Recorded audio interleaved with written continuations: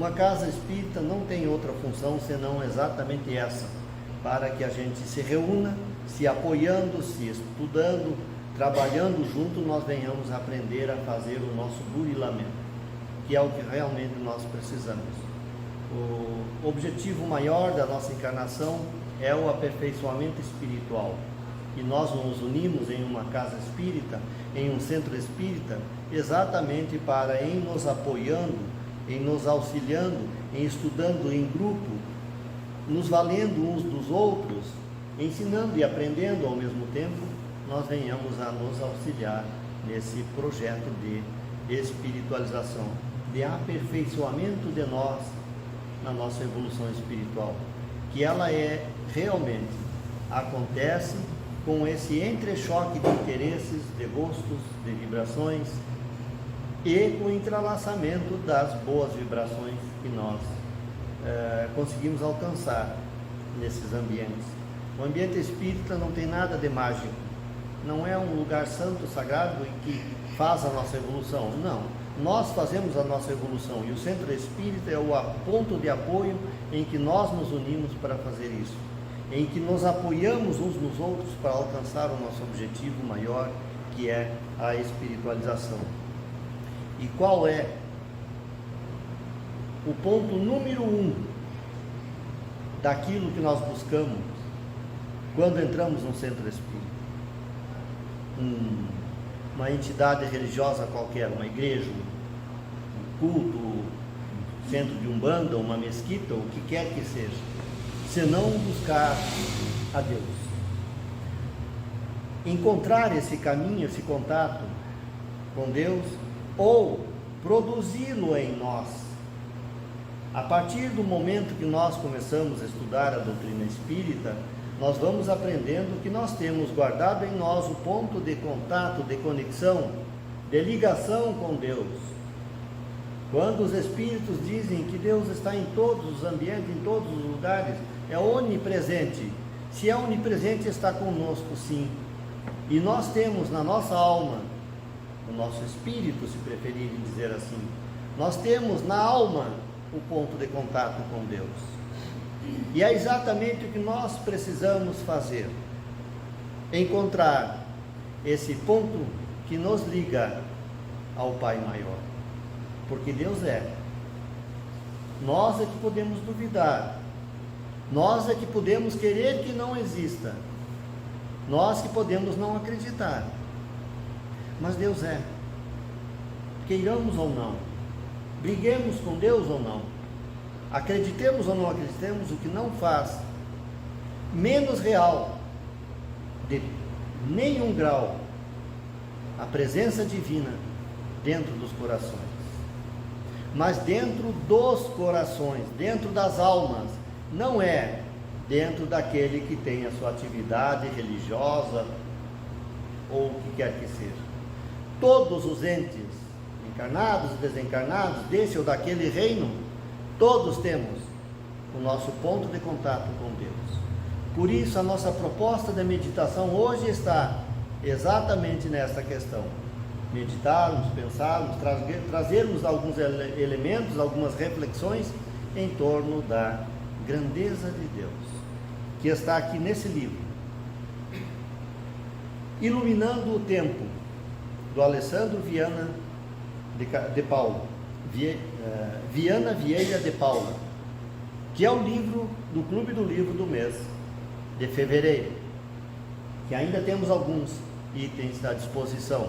É o mesmo autor daquele outro livro que já esteve conosco no Clube do Livro também, Jesus, o Divino Amigo, um livro simplesmente encantador, de uma doçura e de uma permeabilidade dentro da nossa alma que não tem comparação. É um livro muito delicioso de se ler e de viajar dentro daquele texto. E aí nos vem de novo o Clube do Livro da Federação Espírita do Estado do Rio Grande do Sul nos trazer este outro livro do nosso Alessandro, que é do Paraná, Iluminando o Tempo. E no seu capítulo número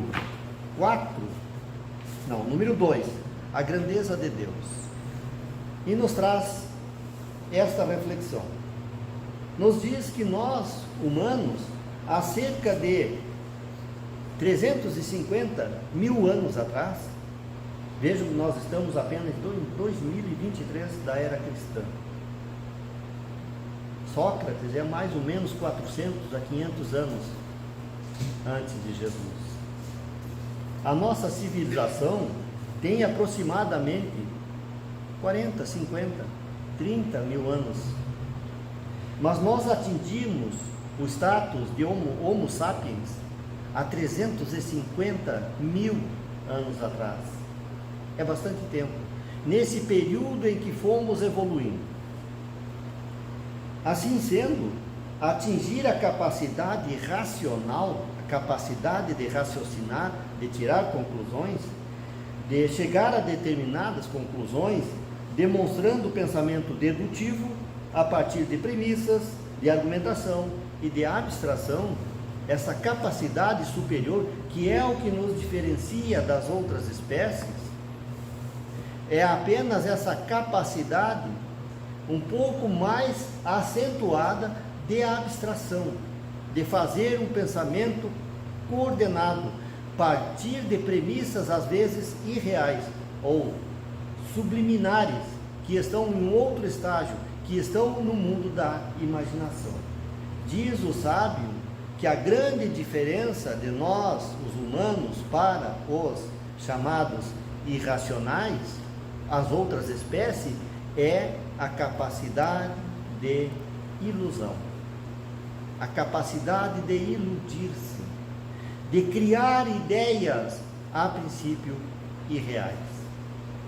E a partir da dedução que a imaginação nos traz, nós irmos chegando a conclusões, a ideias extraordinárias, que é o que faz o nosso processo evolutivo racional, de racionalização. Assim nós fomos criando, surgindo tudo o que nós podemos ver. E fomos criando as nossas deidades. Nós criando essa capacidade de pensar, nós começamos a observar que tinham coisas que estavam muito além das nossas possibilidades, que estavam ali e nós não sabíamos como. A montanha estava ali, nós não sabíamos como ela se fez, como ela se construiu, como ela se estabiliza, o que ela significa. Nós ouvíamos o trovão tremer toda a terra e não entendíamos o que se passava. Nós olhávamos a chuva, a nuvem, o céu, as estrelas, o sol, e víamos que isso estava muito além das condições nossas, humanas. E fomos criando deuses para todos esses fenômenos. Naturalmente, diante do primitivismo, surgem pensamentos limitados, que limitam a nossa capacidade de compreensão, como a crença em vários deuses. E aí nós criamos os nossos vários deuses. O pensamento humano foi incrementando, foi evoluindo.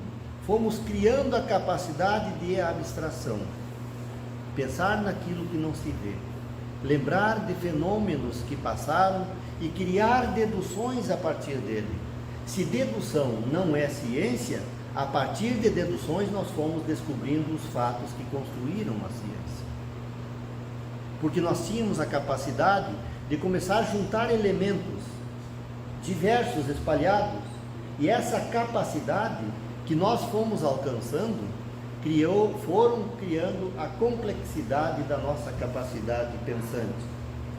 E fomos subindo etapas, degraus no nosso processo evolutivo, e fomos criando deuses cada vez mais complexos, ou ideias de Deus cada vez mais complexos, como por exemplo o Olimpo dos gregos, que eram muitos deuses, cada um com a sua função, que nos conta, que nos mostra a mitologia, que é uma leitura muito interessante de se fazer, a partir do momento que nós vamos entrando em cada um daqueles mitos, o significado que eles tinham, o porquê nós criamos aqueles mitos, vai trazendo para dentro de nós uma capacidade de compreensão da nossa própria realidade, e vamos assim evoluindo a nossa capacidade pensante. Outro exemplo são os deuses gregos, que eram deuses das tarefas, deuses com funções específicas e que exigiam serem bajulados por nós humanos. E então nos vem o judaísmo, nos trazer a ideia do Deus único, mostrando para nós que estávamos ali alcançando mais um degrau no nosso processo evolutivo, na nossa capacidade de entendimento de todos os fenômenos, mostrando para nós que tudo tem um mesmo sentido, um mesmo processo evolutivo, e que, portanto, existia uma unidade no processo todo, e que para haver essa unidade tinha que ser numa mesma fonte e em uma mesma orientação e para um mesmo fim. Isso é perceber a necessidade de compreendermos Deus como único, soberanamente justo e bom. Mas o soberanamente justo e bom foi um passo mais adiante. Por enquanto,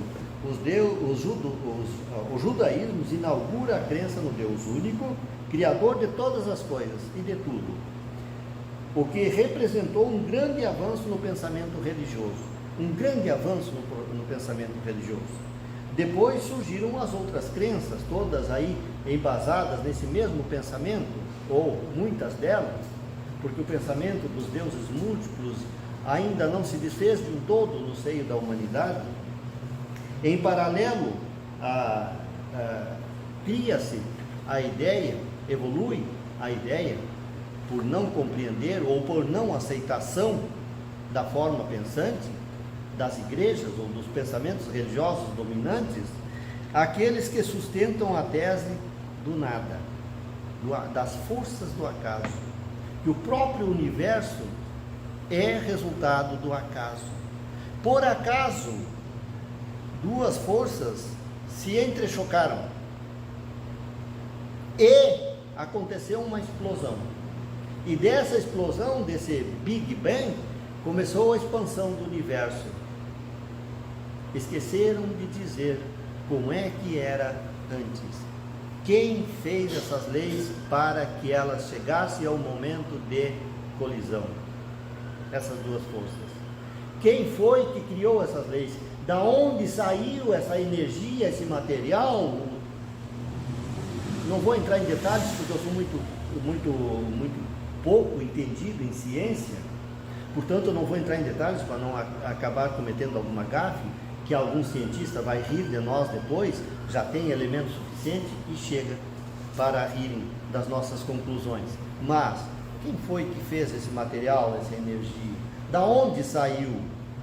Quem criou as leis que fez com que essas matérias chegassem àquele ponto e tivessem aquela reação? Então, tudo nos leva a observar que existe um Deus. E aí, a partir desse pensamento, começou a briga entre duas teorias: a teoria dos criacionistas e a teoria dos teístas, dos evolucionistas, que tudo era evolução natural, que a própria criação da vida é efeito natural do entrechoque das energias, das situações, das circunstâncias.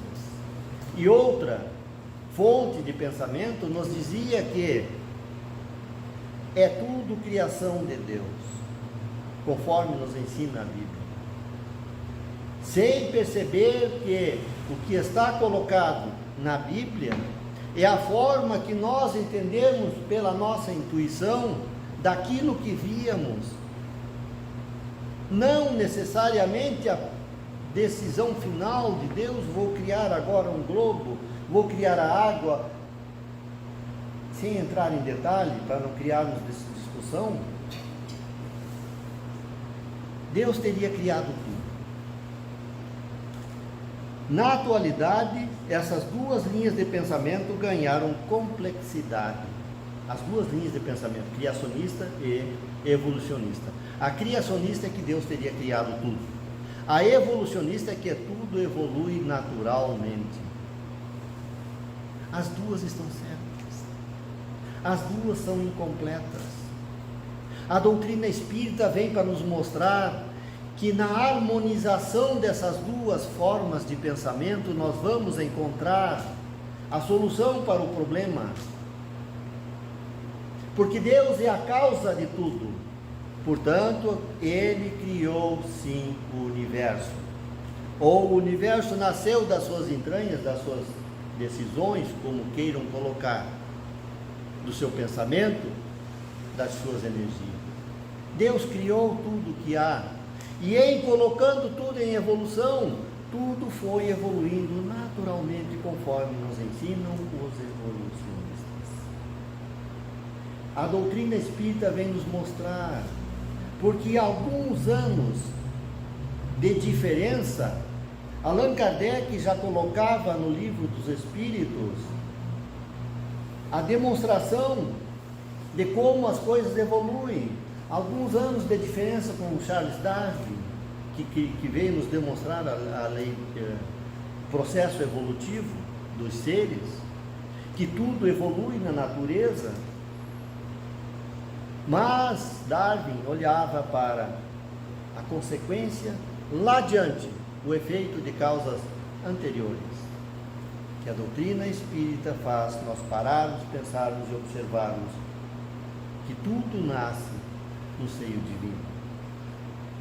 Entretanto, não podemos duvidar, deixar de reconhecer que Jesus representou o grande divisor no pensamento com relação a Deus. Porque se nós evoluirmos para a concepção do Deus único, Jesus nos disse: Deus Pai, Pai nosso que está no céu. Eu vou para o meu Pai, o vosso Pai, que nós citávamos há bem poucos dias em uma outra fala. Jesus traz essa concepção de o Pai Criador, Criador de tudo, desde o princípio. Portanto, aqui está o criacionismo. E tudo evolui, conforme nos ensina o Livro dos Espíritos na Lei de Progresso, lá na terceira parte do Livro dos Espíritos. Tudo evolui no universo, o próprio universo evolui. Aí está o evolucionismo. Entretanto, não podemos deixar de reconhecer que Jesus representou o grande divisor, apresentando-nos a exata ideia de Deus quando ele disse: Pai, eu vou na tua direção, Pai nosso que está no céu. E tudo, de tudo e de todos, que nos ama profundamente, liberto da discussão que cria o fanatismo de algumas religiões de pensamentos limitados e dos materialistas. Em o Evangelho de João, encontramos a extraordinária passagem de Jesus com a mulher samaritana. Naquele tempo, dados os processos de divisão das nações, das guerras que aconteciam entre os samaritanos, a disputa que existia, essa divisão que aconteceu entre os samaritanos e os judeus.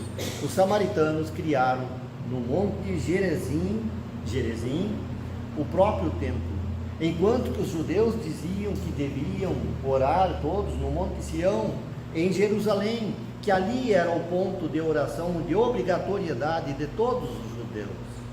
Mas como eles não aceitavam os samaritanos, e os samaritanos não queriam ir a Jerusalém, ao Monte Sião, criaram o próprio templo no Monte Gerizim. E nesse encontro de Jesus, que ele vem, abriga-se à sombra de uma figueira, próximo ao poço, em que essa mulher samaritana, em que os samaritanos vinham buscar água, e essa mulher, ao estar pegando da água daquele poço, Jesus lhe pede água. E ela diz: como pode você, um homem judeu, pedindo água a mim, uma mulher samaritana? Mas nesse diálogo desta mulher samaritana com Jesus, é um texto magnífico dos evangelhos, e que merece toda uma reflexão particular nele mesmo, no andar desse diálogo, ela pergunta a Jesus onde é o mais certo para orar a Deus, no Monte de Gerazim, ou lá onde oram os judeus, no Monte Sião, junto a Jerusalém. E Jesus dá uma resposta extraordinária, que nos coloca a pensar ainda hoje, porque nós ainda precisamos de templos, de casas espíritas, de oratórios, nós precisamos de monumentos para o nosso contato com Deus. Parece que nós não evoluímos tanto ainda. Jesus lhes diz que não, nem num e nem noutro.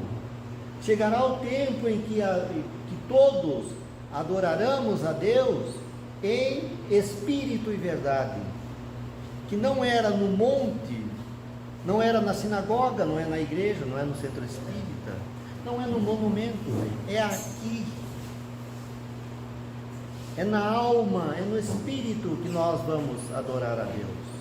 Então nós podemos abstrair simplesmente do centro espírita, mas criar em nós, no nosso próprio espírito, esse contato com Deus, porque é aqui que está o contato com Deus, o nosso Pai maior.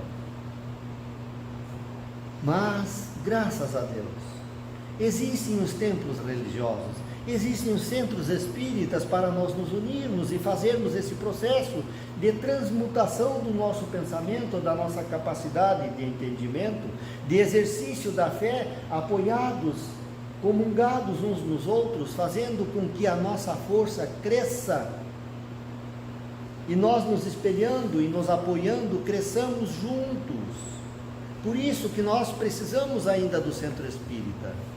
Nós não precisamos para adorar a Deus. Esse contato é particular, é do próprio ser, é da própria alma, porque é na alma que está o contato com a divindade. A conexão acontece a qualquer momento, não é Wi-Fi, mas está em todos os lugares. A antena alcança essa conexão. A antena mental do coração, da alma, do espírito, alcança esta frequência. E nós podemos conectar-nos com Deus em qualquer lugar, em qualquer momento. Aliás, deveríamos fazer em tudo que nós estamos fazendo, tudo nós fazemos em conexão com Deus. E nós estaríamos facilitando tantas coisas para nós, se nós tivéssemos esse contato com Deus, mais prene dentro da nossa alma, mais vívido. Então Jesus nos ensina que não é nem em Sião, nem em Jerusalém. Mantenha-se o prédio, mantenha-se as sinagogas, tanto a de Sião como a de Jerusalém. Mantenha-se o centro espírita, mantenha-se a Casa Espírita Mundos Unidos, o nosso grupo Espírita Bezerra de Menezes, a nossa igreja, a Catedral, a Nossa Senhora de Fátima. Mantenha-se o templo dos nossos irmãos, porque é o lugar que nós vamos nos unir, para nós criarmos, apoiados uns nos outros, o nosso contato com Deus, porque nós somos fracos e falhos, nós ainda não temos essa energia suficiente, e é para isso que nós precisamos nos unir, para alcançar esse estado de espírito que vai fazer com que nós conectemos-nos particularmente com Deus. Aos poucos, de tanto exercitarmos aqui, nós vamos nos acostumando com isso, e como faz bem esse contato com Deus, como vibra bem dentro da nossa alma, e nós nos acostumamos bem rapidinho com o que é bom, é ou não é? Nós acostumamos rápido com o que é bom, e abstraímos bem rápido do que nos faz mal. Por isso faz tanto bem nós estarmos no centro espírita e repetirmos as nossas visitas exatamente para tomar contato com essa energia salutar maravilhosa, esse bálsamo que nós absorvemos quando aqui estamos. É isso que nos faz querer voltar de novo. Sexta-feira ou a semana que vem, Ou quem sabe quinta-feira, quando a Fraternidade mesmo fizer a sua palestra. A referida mulher questiona Jesus acerca do ponto de fazer esse contato. Nós já explicamos. Percebe-se claramente que Jesus estava ensinando que Deus está em todos os lugares. Portanto, tem como nós fazermos essa conexão em nós mesmos, sem precisarmos de palhafato, de fantasia, de cerimônia nenhuma. Nós não precisamos de cerimônia nenhuma para fazer esse contato com Deus. Basta nós exercitarmos dentro da nossa alma esta energia. Nós conectarmos nós mesmos com este ponto divino que nós temos na nossa alma e fazer com que ele se conecte a Deus. Pronto. Mas somos falhos, somos fracos, somos instáveis, estamos em um processo evolutivo ainda bastante carente e precisamos uns dos outros. E que bom que eu possa encontrar você, Jair, para que nós possamos nos apoiar, nos fortalecer e chegar ao nosso objetivo maior. E que mudança foi o enfoque de Deus a partir de Jesus? Como mudou essa possibilidade? Porque nós tínhamos uma ideia esparsa de Deus. Os judeus nos disseram que não era necessária toda essa dispersão de energia, existia um único Deus, era linear a nossa busca. Mas Jesus veio dizer para nós que não precisávamos procurar, já estávamos conectados. Era só olhar de novo para dentro e dizer: Pai, eu estou aqui. Talvez nem precisa mais do que isso em alguns momentos da nossa vida. Dizer: Pai, eu estou aqui. Lembra-te de mim. Como se Deus esquecesse, mas é a nossa forma de nos expressarmos. Com a vinda do Espiritismo, o pensamento de Jesus acerca de Deus foi complementado. Nós passamos a compreender de uma forma mais profunda. Quando nós abrimos o livro dos Espíritos, na primeira parte, quando Jesus nos pergunta quem é Deus, já não mais quem é Deus, despersonalizando a nossa ideia de Deus, e nos diz que Deus é a inteligência suprema, a causa primária de todas as coisas. Causa, portanto, Ele criou tudo, criacionismo. Mas a inteligência suprema, fonte de todas as inteligências. E então nós vamos começar a compreender Deus de uma forma mais fácil. Vejam como as coisas se abrem e o nosso entendimento se torna mais fácil, mais concreto. Nós não temos mais que procurar em que se apoiar para crer.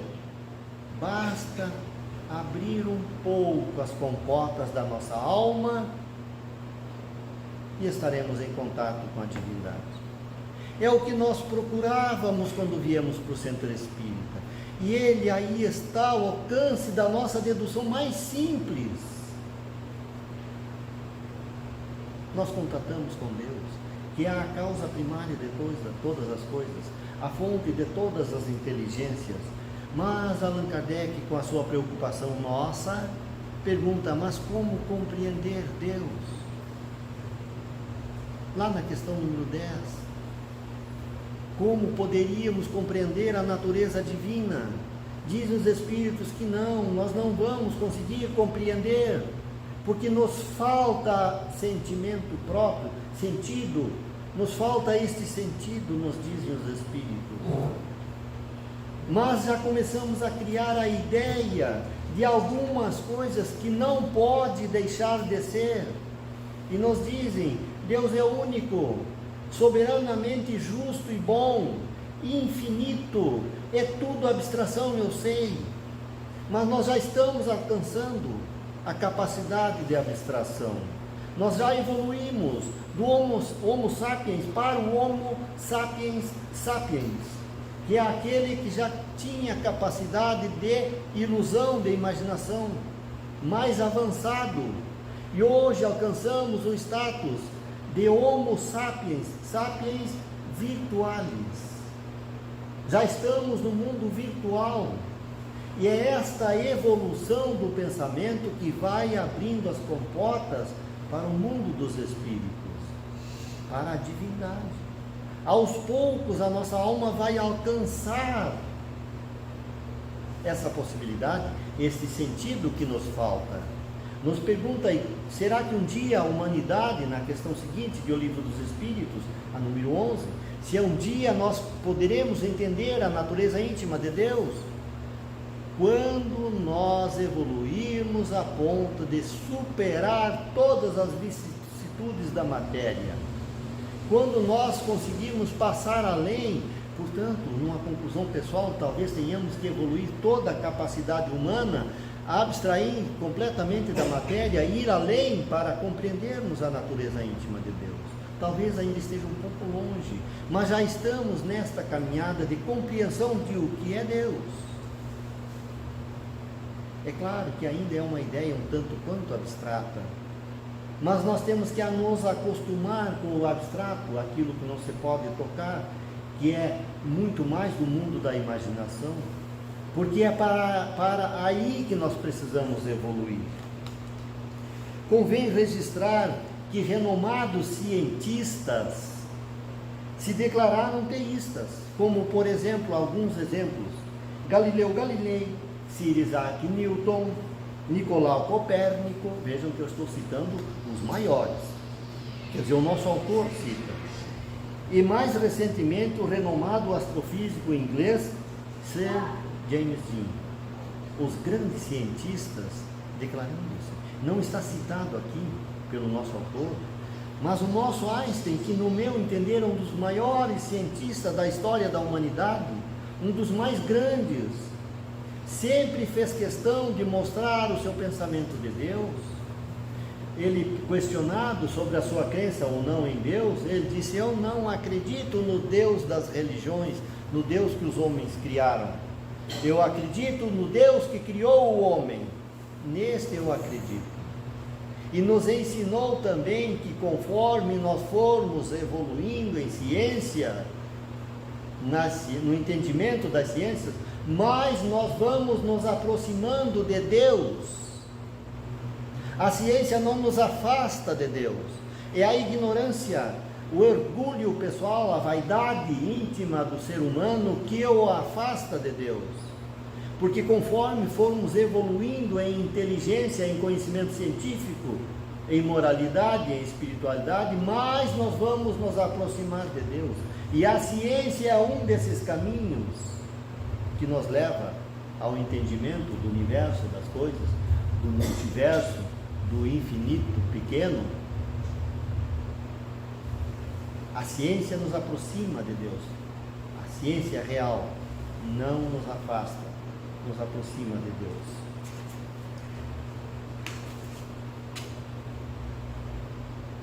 Assim, é um tema que não se esgota. Estou na metade do texto, mas o relógio nos chama a atenção. Pensar em Deus enche a nossa alma. E para fechar, nós temos aqui outro livro, também do Clube do Livro, muito embora nós não tenhamos conseguido alcançá-lo.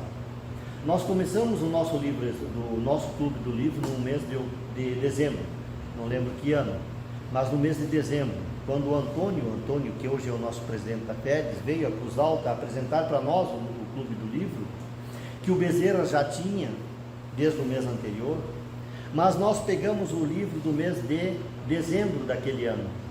E eu vim a descobrir mais um pouco adiante que o livro do mês de novembro, do mês anterior, era este. E quando nós olhamos o título e a capa do livro, nós dissemos: eu quero este livro. E num desses eventos do Bezerra, nós encontramos ele lá. E, por graça divina, ele caiu nas nossas mãos. Hoje de manhã, assistindo uma palestra do nosso incomparável Divaldo Pereira Franco, nos seus bons tempos, os grandes tempos do Divaldo, uma palestra, A Existência de Deus. Está lá no YouTube, é só abrir. A Existência de Deus, Divaldo Pereira Franco, no YouTube, nós vamos encontrar. É profundo, é magnífico. E ele faz referência a esse texto, por isso eu cito a palestra do Divaldo. Ele faz referência a esse texto e cita um ou dois dos versos que aqui colocado, como nos diz Eurípides Barçanufo. E aqui está colocado como encerramento desse livro um texto de Eurípides Barçanufo. Deus, nos diz Eurípides Barçanufo, o universo é obra inteligentíssima, obra que transcende a mais genial inteligência humana, e como todo efeito inteligente tem uma causa inteligente. É forçoso inferir que a do universo é superior a todas as inteligências. É a inteligência das inteligências, a causa das causas, lei das leis, princípio dos princípios, a razão das razões, a consciência das consciências. É Deus. Deus, nome 1000 vezes santo que Isaac Newton jamais pronunciava sem descobrir-se. É Deus. Deus que vos revelais pela natureza, vossa filha e nossa mãe. Reconheço-vos eu, Senhor, na poesia da criação, na criança que sorri, no ancião que tropeça, no mendigo que implora, na mão que assiste, na mãe que vela, no pai que instrui, no apóstolo que evangeliza. Deus, reconheço-vos eu, Senhor, no amor da esposa, no afeto do filho, na estima da irmã, na justiça do justo, na misericórdia do indulgente, na fé do pio, na esperança dos povos, na caridade dos bons, na inteireza dos dignos. Deus, reconheço-vos eu, Senhor, no estro do vate, na eloquência do orador, na inspiração do artista, na santidade do moralista, na sabedoria do filósofo e nos fogos dos gênios. Deus, eu reconheço-vos, Senhor, na flor dos vergéis, na relva dos vales, na flor dos vergéis, nas relvas dos vales, no matiz dos campos, na brisa dos prados, no perfume das campinas, no murmúrio das fontes, no mourejo das franças, na música do bosque, na placidez dos lagos, na altivez dos montes, na amplidão dos oceanos e na majestade do firmamento. Deus, reconheço-vos eu, Senhor, nos lindos antérios, no íris multicor, nas auroras polares, nos argênteos da luz, no brilho do sol, na fulgência das estrelas, no fulgor das constelações. Deus, eu reconheço-vos, Senhor, na formação das nebulosas, na origem dos mundos, na gênese dos sóis, nos berços da humanidade, na maravilha, no esplendor, no sublime do infinito.